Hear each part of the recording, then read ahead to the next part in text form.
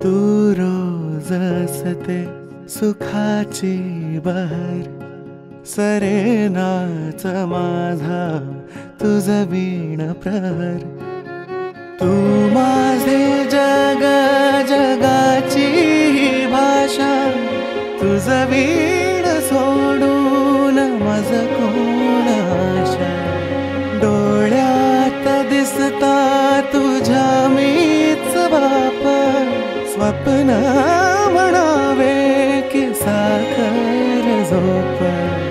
आशेची पणती रोजच तेवल, नव्या नात्याच पहिलं हे पा.